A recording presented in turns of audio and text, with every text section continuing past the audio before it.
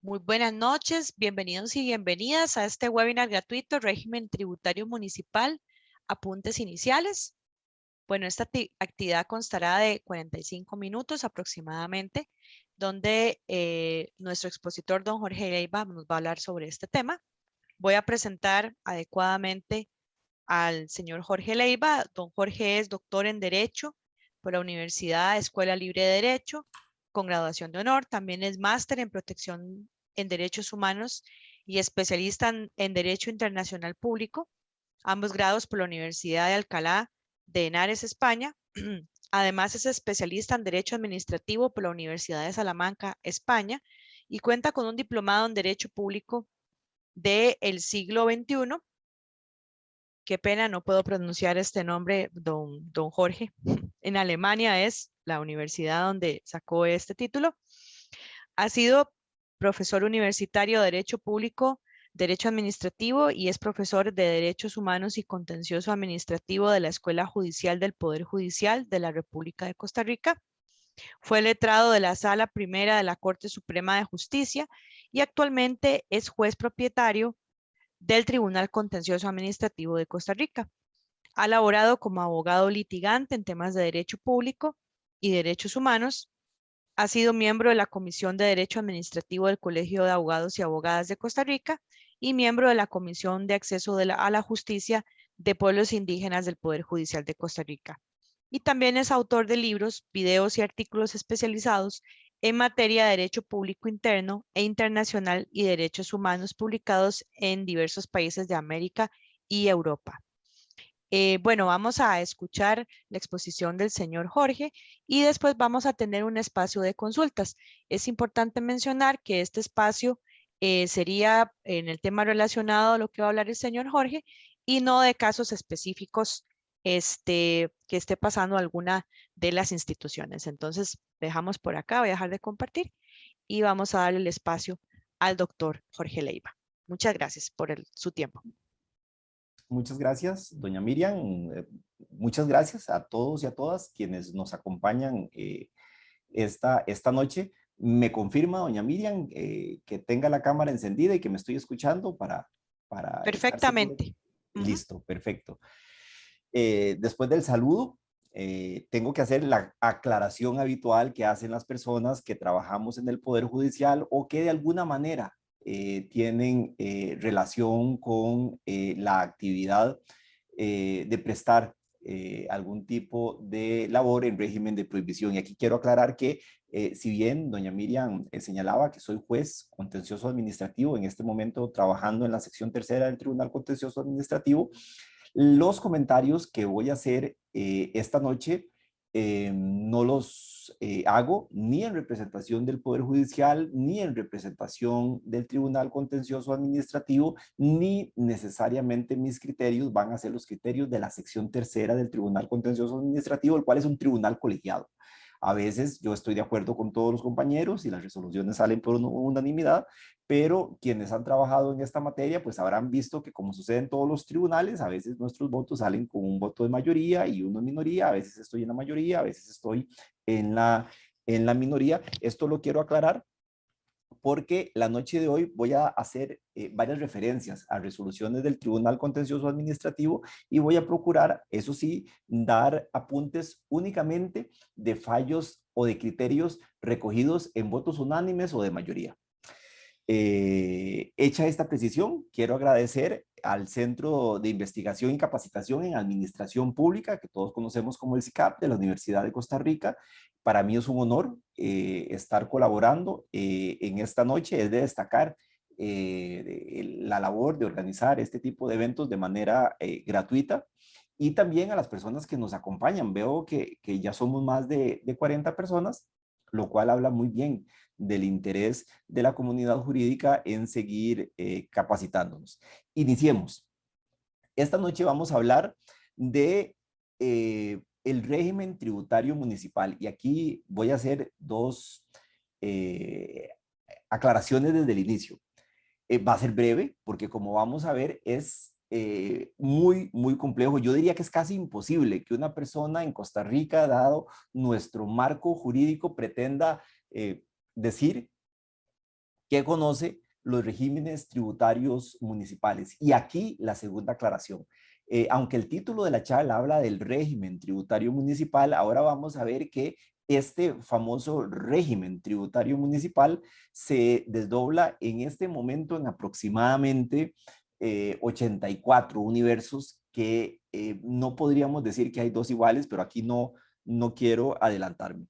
Si hablamos solo de tributos en los términos en que se regulan en el artículo 4 del Código de Normas y Procedimientos Tributales, aquella relación de tributos como impuesto, tasa y contribución especial, en el régimen municipal en este momento estaríamos hablando que para cada municipalidad hay aproximadamente, o por lo menos diría yo, unos 20 sistemas o 20 subniveles que tienen que ver con tasas y distintos tipos de impuestos. Si hablamos solo de impuestos, que tal vez es el eje en el que voy a centrar la ponencia de esta noche, vamos a ver que dependiendo de la forma en la que esté estructurado cada sistema tributario local, vamos a encontrar al menos, otra vez, uso la terminología, 7 categorías o 7 impuestos. Ahí se va a discutir mucho más adelante, o lo veremos los que nos acompañen en el curso, si vamos a incorporar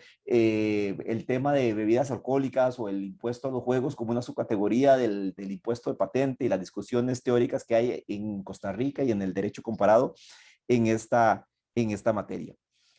Y si el derecho de fondo no fuera de por sí disperso en esta materia, he de decirles con toda franqueza, pero con la sinceridad que me da la libertad académica, que la parte procesal del régimen tributario municipal costarricense es una oda, un homenaje a la inseguridad jurídica. Yo no sé cómo les irá a las personas que nos acompañan en esta charla, los que trabajan en las corporaciones municipales y los que se desarrollan litigando en materia tributaria y que dentro de ese ámbito de trabajo se relacionan con las municipalidades, estarán seguros o no de cuál es la parte procesal. Ahorita vamos a ver estos intríngulis procesales, porque también voy a detenerme un poco en este tema. Lo que más me interesa para esta charla inicial es darles o compartirles lo que para mí es el principal consejo que le puedo dar a los y las personas que son operadoras jurídicas y que se relacionan con la materia estando dentro de las municipalidades y estando fuera de las municipalidades, pero relacionándose ya sea con las corporaciones o con las federaciones de municipalidades en cada uno de estos temas. Aquí quiero aclarar que lo que quiero darles es un consejo con ese. Y después, en algún otro momento, entramos a ver estos temas históricos que son muy, pues al menos para mí, como nota al pie, muy interesante de por qué el Consejo Municipal es con sede del Concilium Plebis de Romano y los ediles que lo integraban, y por qué el Consejo Real se escribe con ese. Aquí no nos vamos a meter y no quiero distraerme. Eso lo veremos en algún otro momento, esta particularidad gráfica de la materia municipal.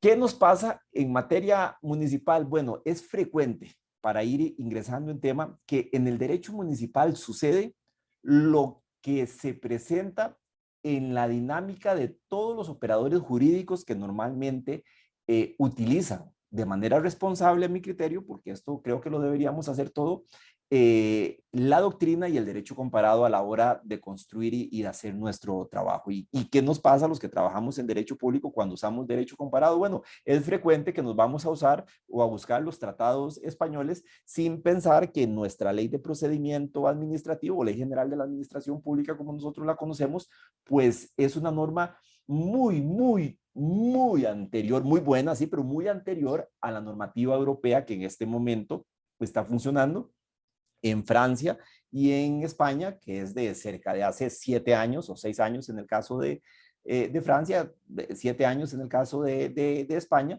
Y entonces esa doctrina no necesariamente nos ayuda, y a veces perdemos de vista que nuestra legislación en sus institutos en este momento es más parecida al Código Orgánico Administrativo ecuatoriano o a la ley de procedimiento administrativo peruana que al sistema español, y eso que estas otras dos normas también son muy recientes, son después del año 2000. Es bastante frecuente encontrarnos a gente citando doctrina argentina, por ejemplo, y ahí nos pasa justamente lo contrario. Esa doctrina se basa en una normativa que es muy anterior a la normativa que nosotros tenemos. Entonces, ahí hay que tener este cuidado. Y tal vez para cerrar el ejemplo, una de las cosas que más me encuentro de la gente muy estudiosa es que es rápido cuando una persona que se dedica al derecho administrativo se da cuenta que en nuestro continente el mejor tribunal constitucional, o mejor tribunal constitucional, perdón, no, la mejor sala o tribunal supremo en materia de derecho administrativo, que da gusto leerlo, es el Consejo de Estado de Colombia. Y entonces nos vamos a leer el Consejo de Estado de Colombia y se nos olvida que la normativa que están aplicando se basa en una ley del 2011 que es muy distinta a nuestros procedimientos y al régimen de nulidades en particular que tenemos aquí en Costa Rica. Esto se los quiero decir porque esto es justamente lo que nos va a pasar en el nivel municipal. En este momento, en Costa Rica tenemos más, les decía, de 80 regímenes. Ahorita los vamos a desglosar y agrupar en categorías. Ya lo haremos más a fondo en el curso, pero ahora vamos a hacer alguna categorización por ahí. En el 2013, que fue cuando yo ingresé ya en la sección tercera formalmente del Tribunal Contencioso Administrativo, que las personas que trabajan en esta materia saben que es la única sección especializada del tribunal en una materia específica, en este caso, en materia de agotamiento de la vida administrativa, en algunos casos, no en todos. En materia municipal, ya había estado en otras secciones del tribunal conociendo materia municipal en la sección sexta y en la sección séptima, pero de manera tangencial. Cuando me incorporo al Tribunal Contencioso Administrativo, me doy cuenta de un error que cometemos todos y en el cual yo me incluyo, que es el tema de la generalización. Es decir, pensar que yo puedo buscar un precedente de sala constitucional y por ser de sala constitucional me va a ayudar. ¿Qué vamos a ver esta noche? Lo primero que les quiero presentar es la naturaleza de espectro. Para decirlo, estuve buscando alguna palabra, me parece que esta es la que más se ajusta.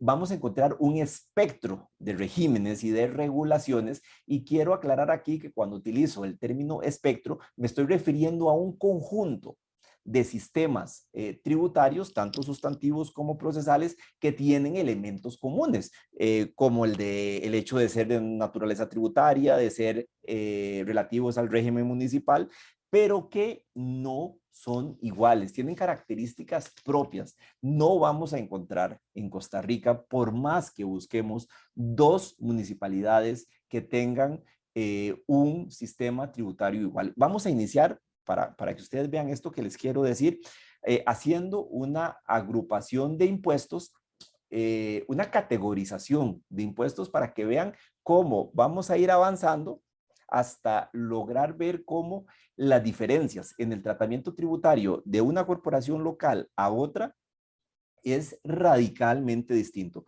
Primero, nos vamos a encontrar algunos impuestos que tienen como característica que su regulación en la mayoría de los elementos, no en todos o en todos los ámbitos relativos a ese impuesto, están regulados en una ley nacional, es decir, todas las corporaciones municipales están vinculadas por la misma ley, pero además tenemos la característica de que hay un decreto ejecutivo, un reglamento ejecutivo de la ley que desarrolla ese cuerpo normativo de manera igual para todas las municipalidades. Y entonces aquí caemos en la tentación de decir, bueno, entonces si aplicamos esa ley, lo que sea aplicable en la municipalidad de Garavito me va a servir en la municipalidad de San Carlos si encuentro un antecedente, o si yo estoy en la municipalidad de Puriscal y encuentro un antecedente de la Procuraduría sobre el artículo 22 o sobre los periodos de pago, ya lo vamos a ver. Entonces a mí me sirve si yo estoy en Colorado.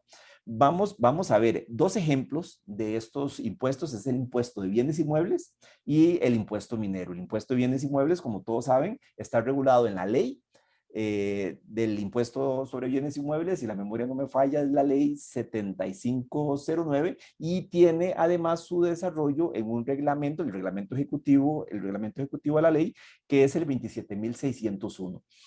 Y entonces aquí ya caemos en el primer supuesto o la primera tentación de decir todo es igual. Pero cuando empezamos a leer esta normativa, nos encontramos que ya estas normas que pareciera son las que están más en uno de los extremos que vamos a ir construyendo, sí da ámbitos de discrecionalidad importantes para que las corporaciones municipales puedan ir haciendo un régimen propio para sus necesidades. Entonces, en la ley nos vamos a encontrar que en el artículo 22, cada corporación local puede definir el tema de pago. Y entonces habrán algunas corporaciones donde sea anual, habrá otros donde sea semestral, habrá otro donde sea trimestral. El artículo 27 nos permite a las corporaciones, aquí estoy hablando en primera persona como si yo fuera una corporación municipal, manejar el tema de los morosos. Y si nos vamos al reglamento, pues por ahí, en la zona de Heredia, me he encontrado algunas regulaciones orgánicas de oficinas de valoraciones que además establecen algunos parámetros muy individuales en lo que hace esta materia.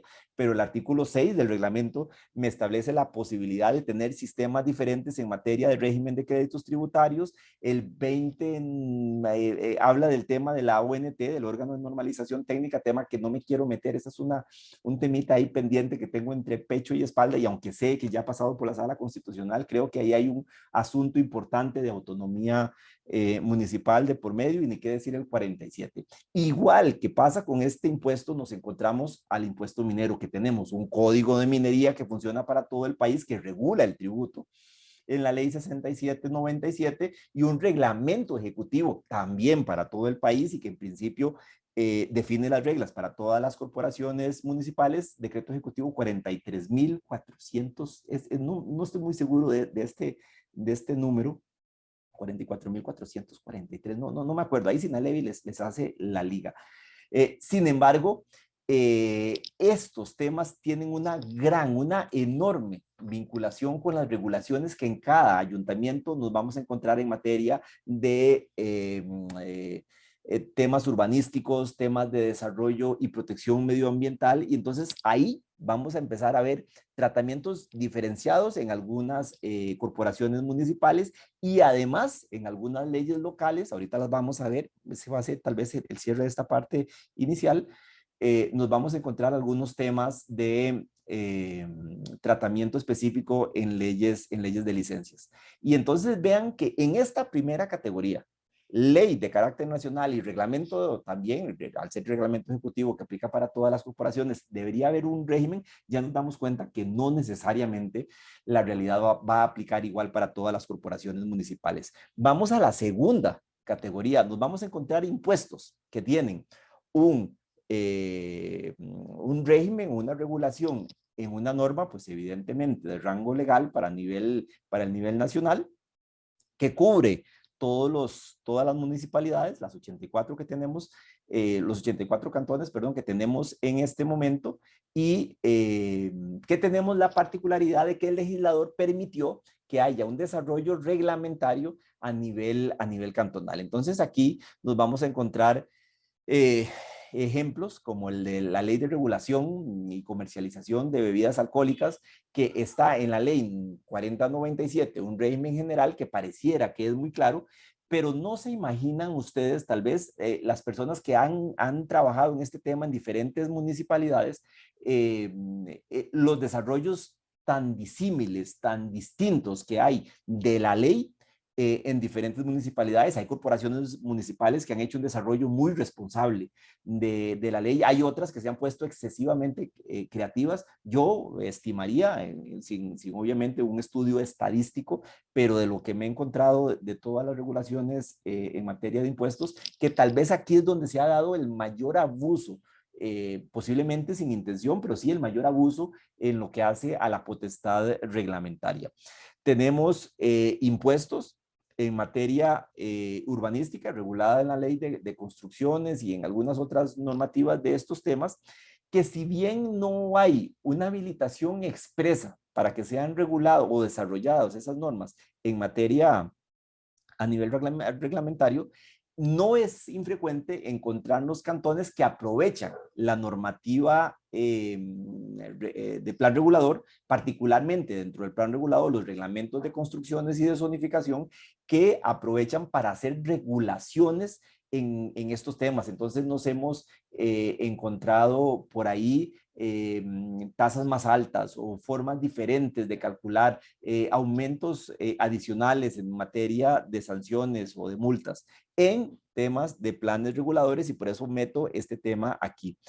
Espectáculos públicos. Este es uno de los temas más complejos por una serie de variables, inclusive por la llegada de la tecnología.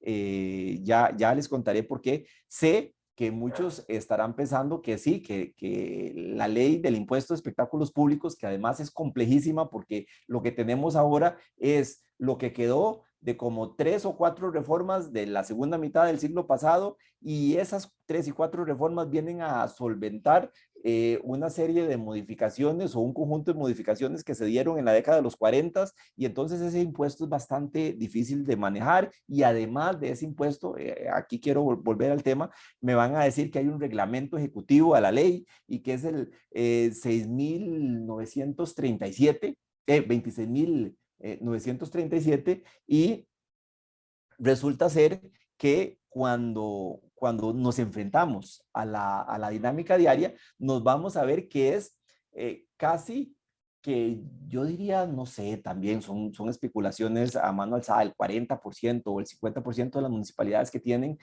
regulaciones vía reglamento en temas distintos, de distinta denominación, que tocan el tema de espectáculos públicos y que terminan impactando este tema tributario. Les decía que la tecnología ha afectado mucho este impuesto porque ahora es cada vez más frecuente, y tal vez aquí me voy a adelantar haciendo un par de referencias de resoluciones de la sección tercera. Cada vez es más frecuente que las ventas, sobre todo en espectáculos públicos de medianos a grandes, se hagan a través de la colocación de los tiquetes o de las entradas mediante plataformas tiqueteras, que es como normalmente las conocemos. Y entonces, siendo que el impuesto se paga se calcula sobre el precio del tiquete o de la entrada o del cupón, como ustedes lo quieran llamar, se ha disparado la casuística en muchas corporaciones locales, y la gran discusión es, mire, la empresa que hace el evento dice que la entrada cuesta 10,000 colones, pero cuando la persona la compra en la página de internet de la tiquetera tiene que pagar 1,000 colones adicionales por servicio, entonces termina pagando 11,000 colones. La corporación municipal dice, vea señor, la gente está pagando 11,000 colones por la entrada. Los organizadores de eventos frecuentemente dicen, no, mire, mi entrada vale 10,000 colones, lo otro es un servicio que cobra un tercero para hacer el servicio de ventas de entrada. Este tema ya ha sido muy desarrollado en los precedentes de la sección tercera. Aquí les recomendaría, si gustan revisar, el voto 51-2022 y el voto 420 2021. Que se los adelanto, de por sí ya es un tema que está desarrollado en esas dos resoluciones. La sección tercera ha sido el criterio de que cuando la norma dice el precio del cupón, es el precio final del cupón que paga la persona que va a asistir al evento. Entonces, se cobra o se tasa o se calcula el impuesto con base en los dos costos. Esto, evidentemente, hay muchas regulaciones, les decía, para volver al tema a nivel local. En esta materia, de hecho, es muy frecuente que suceda lo mismo, y aquí no me voy a detener en el tema, pero sí se los refiero, que suceda lo mismo que pasa con los mercados municipales, donde tenemos una regulación, pero les digo, no me voy a meter porque obviamente el precio de los alquileres que pagan los arrendatarios, que es figura que está ahí en una ley muy vieja, pero no debería denominarse así ni tener ese régimen, tiene muchas matizaciones en los reglamentos de cada cantón. Volvamos volvamos al tema, porque si me meto con mercados, me va a dar la tentación de hablar de cementerios, que pasa lo mismo de servicios públicos, donde el tema es más particular. Esto lo veremos a fondo eventualmente en el curso, porque en servicios públicos es donde encontramos mucha reserva de ley relativa, y entonces el legislador delega mucho en las corporaciones locales. No sé si para bien o para mal, pero sí hay una enorme dispersión con esa delegación. Y bien, aquí ya vamos cerrando una segunda categoría donde las regulaciones en materia de estos impuestos que les acabo de comentar son más distintas unas de otras. Y estos impuestos que acabamos de ver no son el grueso de los que genera la casuística o los conflictos o los análisis doctrinales o en artículos a nivel nacional o en derecho comparado.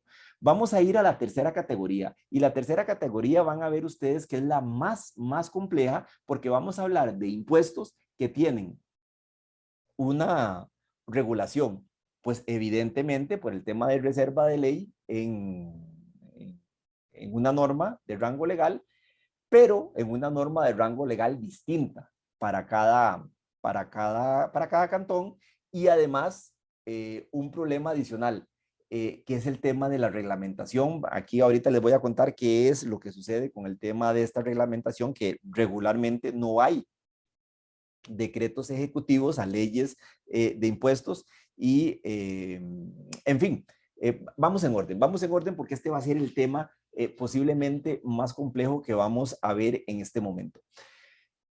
Cualquiera de ustedes que le haya tocado trabajar o hacer una investigación o buscar información para poder atender y resolver un caso, pues posiblemente habrá ido a buscar en el Sinalevi, en el Nexus, este sistema que tiene ahora el Poder Judicial, que a mi criterio es poco amigable. Me gustaba más el sistema anterior, pero en fin, estamos con el Nexus, o en la Contraloría, resoluciones, o en la sección tercera o cualquier otra sección del Tribunal Contencioso Administrativo, en la sala primera o en la sala constitucional. Y por regla general, es frecuente que lo que sucede es que la Procuraduría brinda un criterio y se toma como parámetro 2 o 3 criterios anteriores de otras corporaciones municipales. Igual pasa con la Contraloría General de la República, emite una resolución y hace referencia a otro DFOE anterior de otra corporación donde se había analizado el tema y se había tomado una decisión en una u otra dirección. Igual lo hacen las instancias. Entonces, ¿qué hacemos? Si somos abogados litigantes, hacemos el mismo ejercicio. Nos vamos a buscar, tenemos un problema con una construcción, con un impuesto de rótulos o de un tema de licencia comercial, y vamos a buscar qué hay en otras corporaciones locales. Y qué es el problema que se presenta, el fantasma de la generalización, porque aquí les digo, y no quiero decir que a mí no me pasa, nos sucede a todos, se nos olvida muy frecuentemente que las corporaciones tienen sistemas muy diferentes, aunque estén a la par, aunque sean parte de una misma federación, aunque se ubiquen en una misma zona. Cuando yo reviso varias leyes, pues resulta ser que la de Flores, ya vamos a ver por qué, se parece más a la de Turrialba que a la de Santo Domingo o a la de Belén, pese a que están en lugares físicamente diferentes. Aquí nada más les quiero decir que en estos temas de leyes de patentes, además tenemos un enorme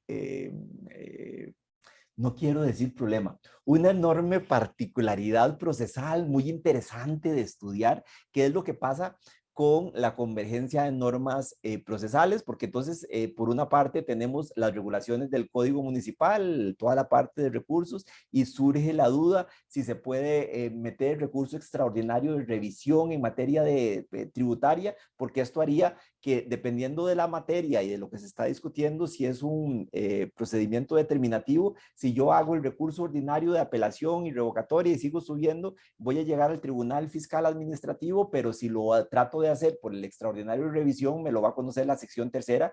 Y aquí vemos cómo se entremezclan los contralores no jerárquicos de legalidad. La sección tercera ha sido muy clara en diversos pronunciamientos que en materia tributaria que termine agotando vía en el Tribunal Fiscal, administrativo, no procede esta figura del recurso extraordinario de revisión, porque estaría violándose el principio de juez natural al permitirle a la parte cuál contralor no jerárquico quiere que le conozca. Y además, si esto por sí solo fuera complicado, pues evidentemente tiene que aplicar la ley general.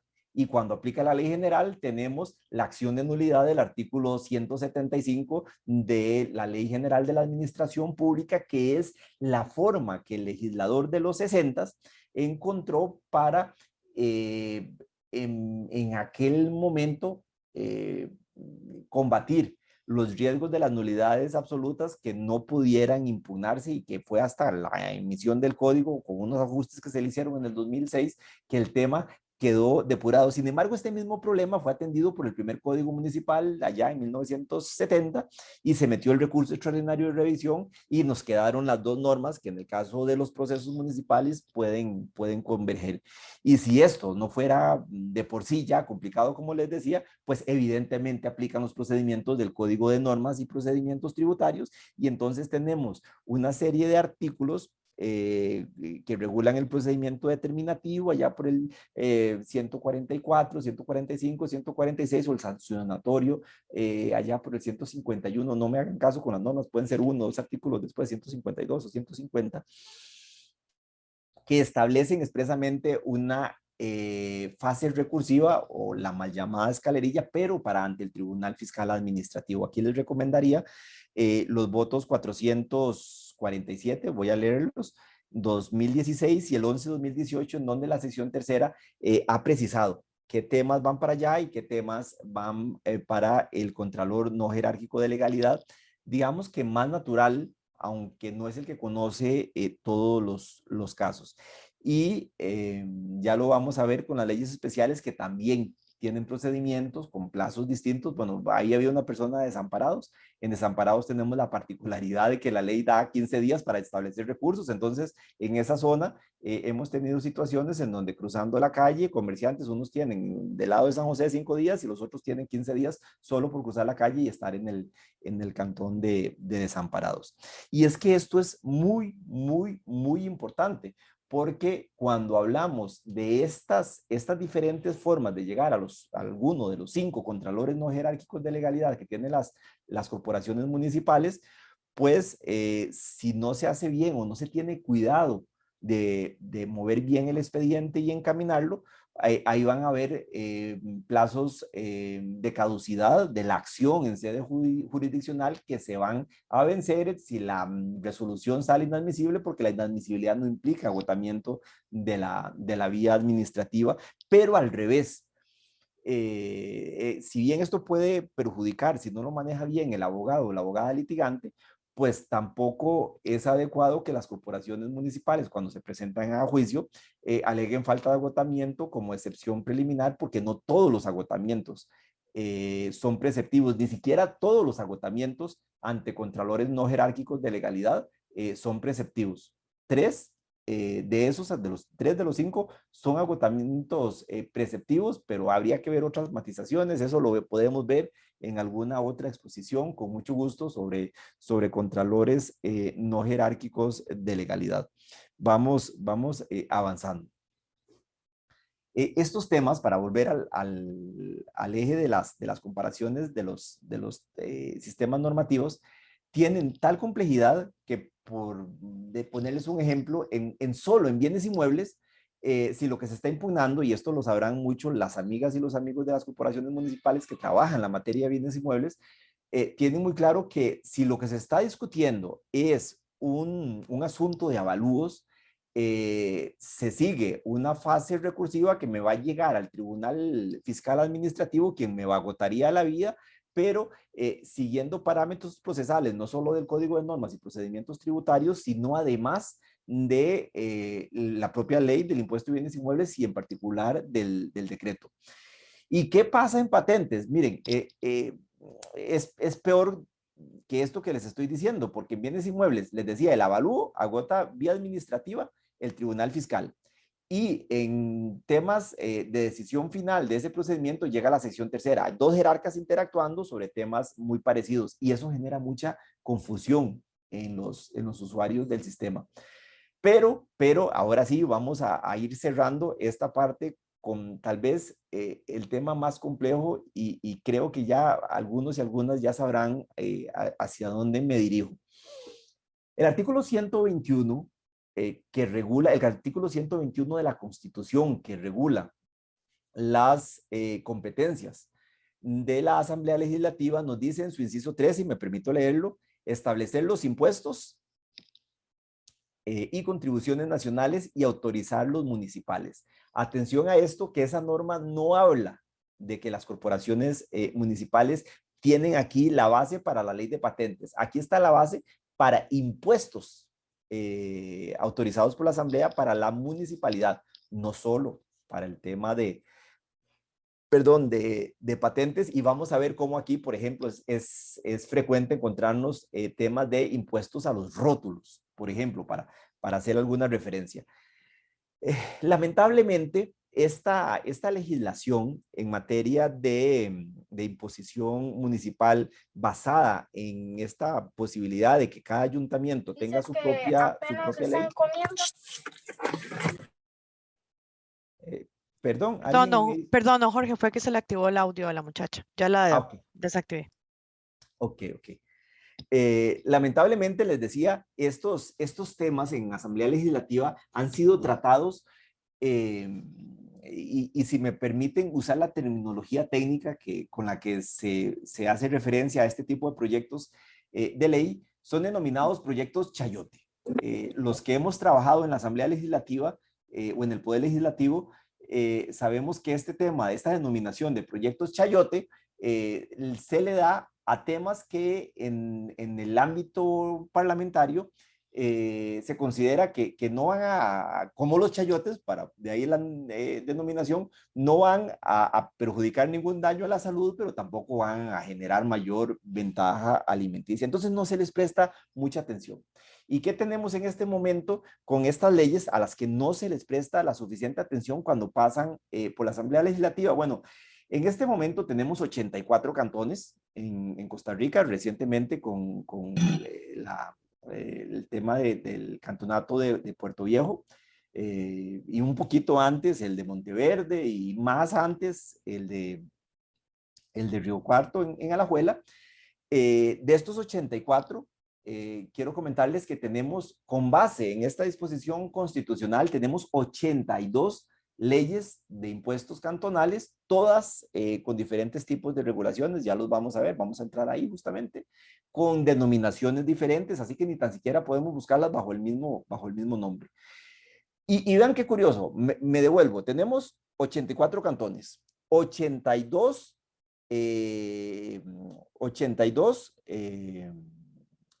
82 cantones tienen leyes. Sin embargo, cuando revisamos, nos vamos a encontrar que existen 85 leyes de impuestos locales. Y aquí los números, no hace falta ser especialmente matemáticos para decir, bueno, ¿y por qué hay 85 leyes? Y hay 84 cantones, hay 2 cantones que son tan recientes que ni siquiera se les ha aprobado una ley. Y es que si el tema no fuera de por sí complicado, en Costa Rica tenemos una situación muy particular en donde hay supuestos en los cuales el legislador ha aprobado una ley para todo el cantón y le ha dado una ley de impuestos diferente a algún distrito de ese cantón, generando un tratamiento jurídico diferente. Es que ni tan siquiera son leyes parecidas al cantón al que pertenecen. Y aquí, si habrá alguien de Guanacaste, conocerá que en Avangares tenemos una ley para el cantón de Avangares y una ley distinta para para Colorado. Igual pasa en Cartago, por ejemplo. En Cartago tenemos una ley de impuestos para Jiménez y una ley particular para el distrito de Tucurrique. Y lo peor, ya lo vamos a ver a continuación, quién agota la vía administrativa, los plazos, los procedimientos son diferentes en el mismo cantón. Es que si bien ya de por sí es complejo, situaciones como las que se presentaban, les decía a las personas de desamparados con su ley 9110, ese artículo 25 que da esos 15 días que rompen la regla general de los 5 días en los cantones circundantes, aquí es peor, porque aquí estamos hablando de gente que vive en el mismo cantón, con regímenes tributarios distintos. y que tienen que de alguna u otra manera atender sus necesidades. Y es que aquí vamos aterrizando porque una de las particularidades de esta tercera categoría de leyes diferentes para cada cantón ha provocado que en este momento haya una, ¿cómo lo puedo decir para que no suene grosero? Una enorme dispersión jurídica para tratar de darle una connotación más elegante a qué se regula, cuál es el hecho generador. Si yo les dijera a ustedes qué es lo que a mí más me preguntan en este tema específico, es cuál es el hecho generador del impuesto de patente. Y aquí yo les tengo que decir, mire, depende del cantón, porque hay cantones que se van solo a los ingresos brutos, hay cantones que se van al índice internacional de actividades económicas y si está ahí se mete. Hay otros que mencionan el índice, pero hacen una lista de qué son servicios, de qué son comercio y de qué es industria, y hay otros que hacen esa lista, pero finalmente regulan un hecho generador diferente en el artículo 1 o 2.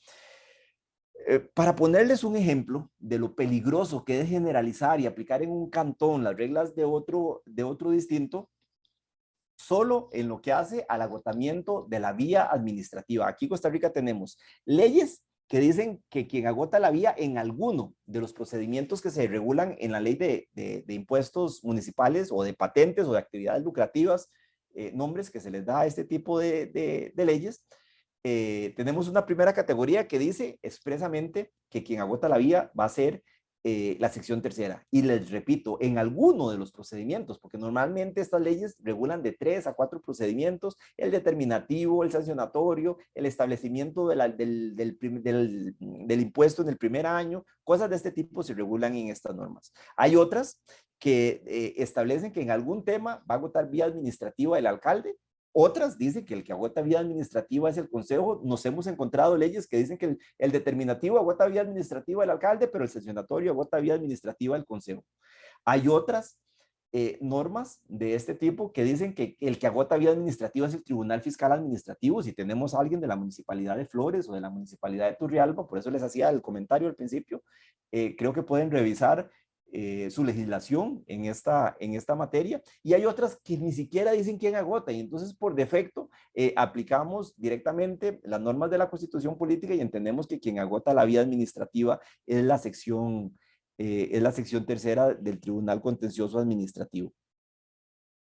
Este es un ejemplo para adelantarme a una de las conclusiones. Tengamos mucho cuidado, los operadores y las operadoras de las diferentes corporaciones locales, los que tomamos decisiones fuera de las municipalidades y las personas que litigan. A veces el buscar un dictamen en la Procuraduría sobre el tema del hecho generador o de la tarifa o de los periodos de pago no sé, pensemos en cualquier actividad comercial, de las pulperías para hacer o de las zapaterías, y yo me encuentro algún pronunciamiento de la Contraloría o de la Procuraduría sobre este tema, no es que mi caso está desarrollado. Lo que tenemos que hacer es ir a revisar la normativa base si para el cantón que se emitió ese pronunciamiento es igual a la normativa que existe en mi cantón.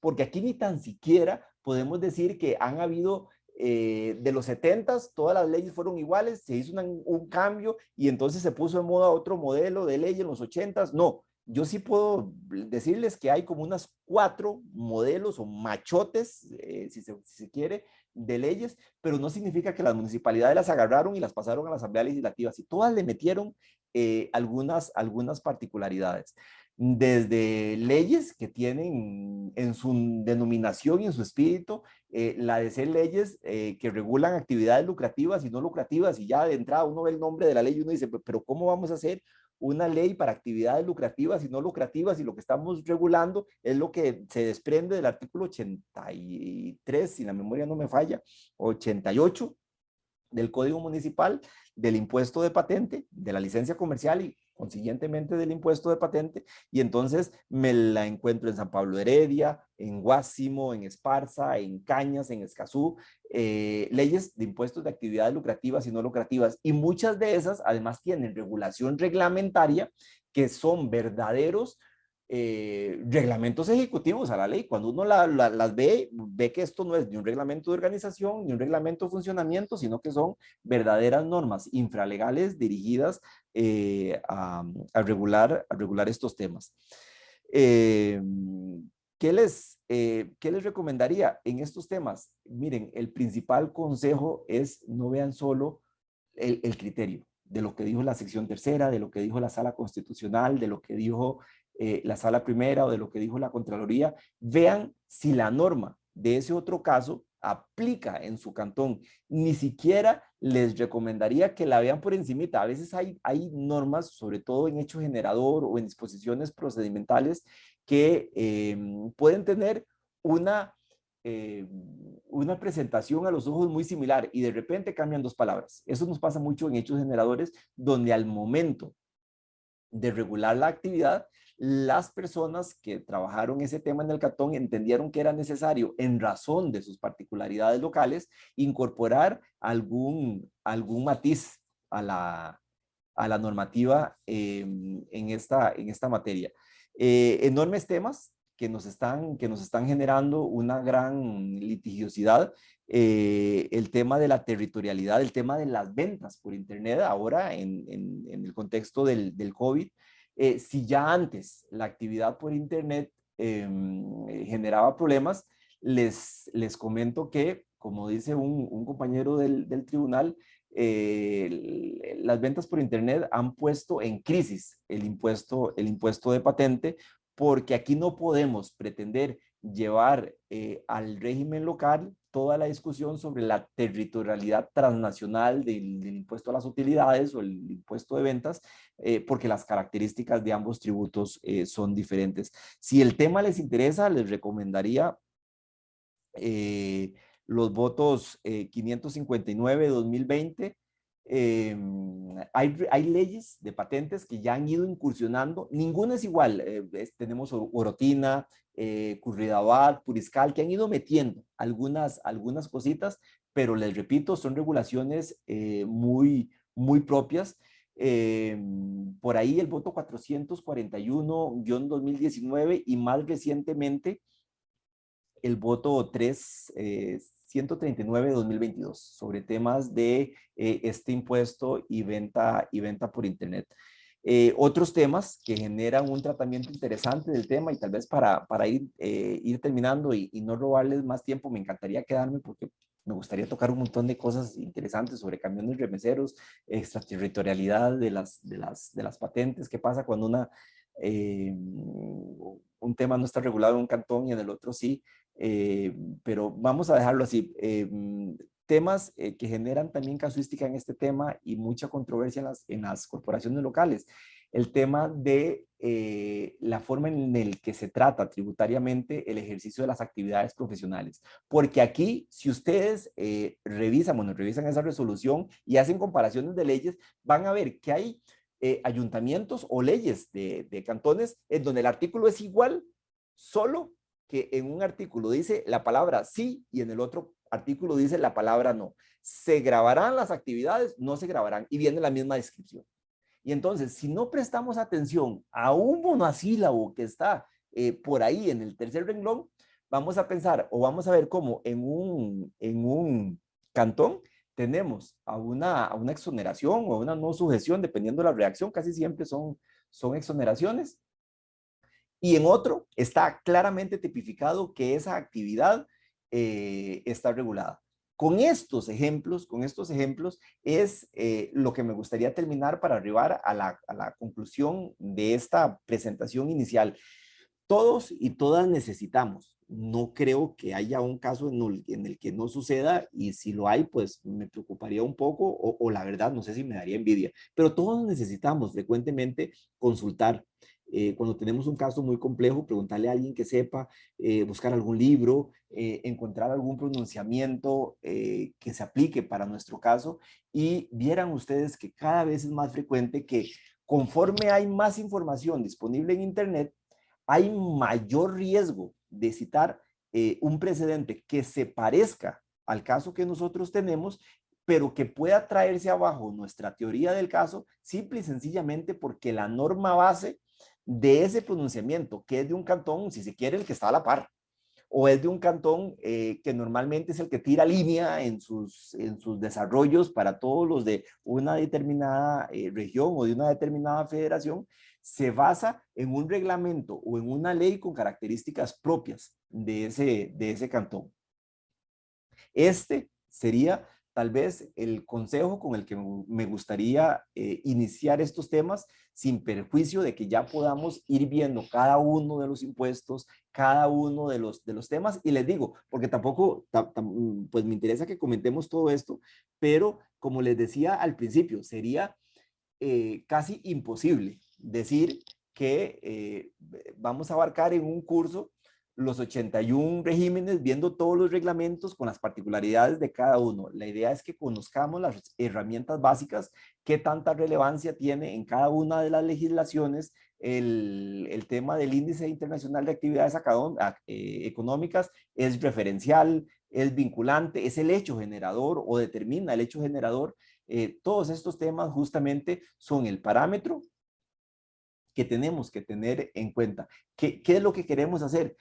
Ahondar en grupos de impuestos, en categorías, y que podamos ir entendiendo sin que perdamos de vista que habrá algún cantón que decidió, no sé, en razón de su relación particular con la piña, de su relación particular con las actividades tecnológicas, las STEM, o que simplemente decidió como una estrategia de atracción de inversiones establecer un régimen jurídico tributario muy favorable para hacer atracción de empresas hacia su cantón, siendo que se les da una especie de beneficio de exoneración en lo que hace el impuesto de patente, y que eso pueda permitir que las empresas sean más proclives a ponerse en ese cantón, porque eso se da también, es una forma de competir por atracción de inversiones entre municipalidades.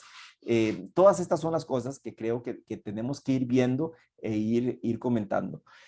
Como le decía ahora a una persona que se conectó antes, me encantaría quedarnos hasta las 12, pero vamos a quedarnos hasta ahora. Me encantaría que pudiéramos seguir conversando en este u otros foros. Si les interesa, por ahí yo sé que el SICAP hace actividades gratuitas, o el curso este que están anunciando. Hay muchos foros académicos. Por ahí está el Grupo de Derecho Administrativo Costa Rica, que creo que además no compite porque nosotros los anunciamos a ellos y las actividades nuestras son gratis. Entonces, si les interesa, pues también cordialmente invitados. Creo, como les decía al principio, que entre todos podemos ayudarnos a que los demás aprendamos. Por ahora lo dejo aquí, doña Miriam, y a todas y a todos les doy las gracias por haberme escuchado en este ratito, y estoy a sus órdenes. Muchísimas gracias, don Jorge. Por acá nada más don Carlos nos está indicando, es que usted indicó unos votos, no sé si serán estos el 51-2022 y 420-2021.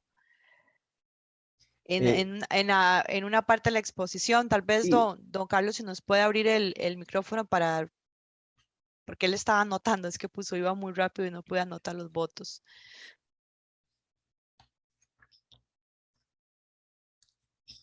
Y tenemos un comentario, don Enrique. Definitivamente en el régimen municipal sucede mucho que buscamos criterios vinculantes son de la sección tercera, dice don Carlos, para resolver casos. Sin embargo, siempre es bueno leer el contenido completo de la normativa para tomar una buena decisión.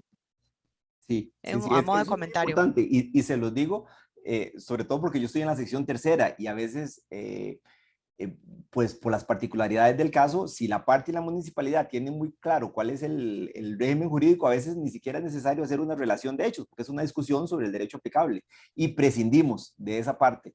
Y nos sucede, no mucho, pero sí relativamente frecuente, el tema de que alguien nos cita un pronunciamiento nuestro, que sí, efectivamente, en ese pronunciamiento tomamos ese criterio, pero era porque la legislación o el reglamento específico de esa municipalidad tiene algunas características. Nos ha pasado recientemente bastantes veces con reglamento de licores, por ejemplo, a la ley de licores, donde las regulaciones de una municipalidad y otras son distintas, y nos pasa también, que no es el caso de esta charla, en materia urbanística, donde los planes reguladores evidentemente son propios de cada cantón.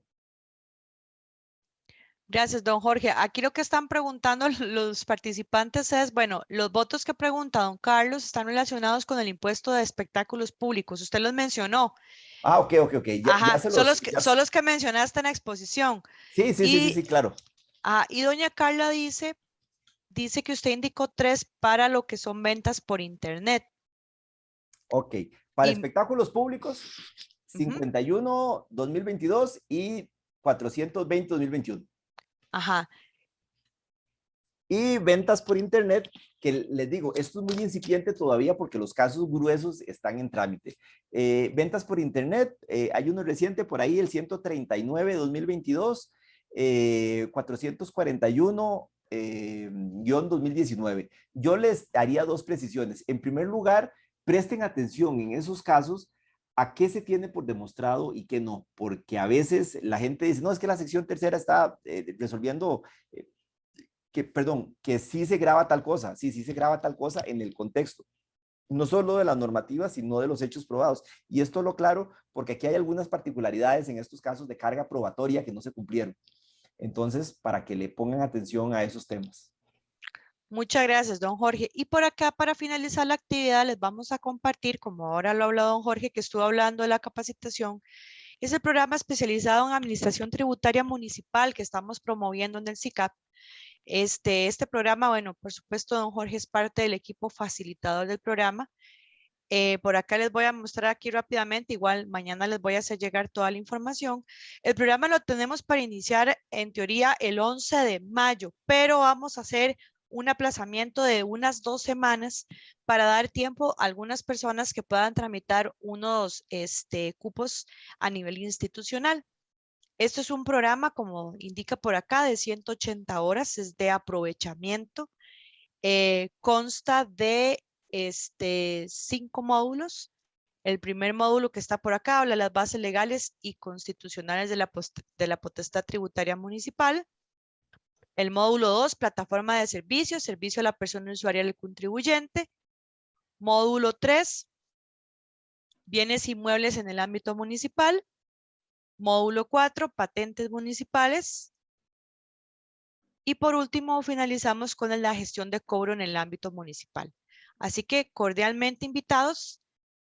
El día de mañana les voy a facilitar el video de esta actividad que tuvimos y también toda la información para que si alguno desea acompañarnos, pues pueda formalizar. Y por acá les comparto nuestro equipo facilitador, doña Jennifer Isabel Arroyo Chacón, don Rafael Ángel Vargas Retana, doña Cintia Ávila Madrigal y por supuesto, perdón, don Jorge Leiva también Poveda y la señora Virginia Méndez Ugalde. Por acá, don Manuel levantó la mano. ¿Sí, don Manuel? Buenas noches, muchas gracias. Gracias por la introducción, está bastante amena y obviamente bastantes datos importantes. Y yo estuve ingresando al formulario que está en el SICAP. Me encontré que por un lado se anuncia un monto y por otro lado se anuncia otro monto. Entonces yo supongo que usted nos va a orientar al respecto, porque la diferencia sí es un poco importante. Sí, Entonces, qué pena. Es un error que pusieron en la página. El monto correcto es el de 74,800, pero ese es el pago mensual. Es que tenemos dos facilidades de pago, ya sea modular o mensual. Pero eso mañana se los voy a mandar para evitar confusiones, porque tiene razón, si hay un error en la página. muchas gracias. Con muchísimo gusto. Y pues acá es 100% virtual, don Carlos. Aquí está la consulta de don Carlos. Muchísimas gracias, don Jorge, de verdad, por su tiempo, por brindarnos este espacio súper interesante para todos. Y pues que pasen una linda noche y mañana les enviamos la información con todo gusto. Buenas noches, muchas Sí. gracias. Buenas noches a todos, de verdad, y espero que intercambiemos académicamente, pues ahí me pueden encontrar en redes sociales, con mucho gusto para servirles. Gracias, don Jorge. Buenas noches a todos. Hasta luego. Gracias. Con gusto.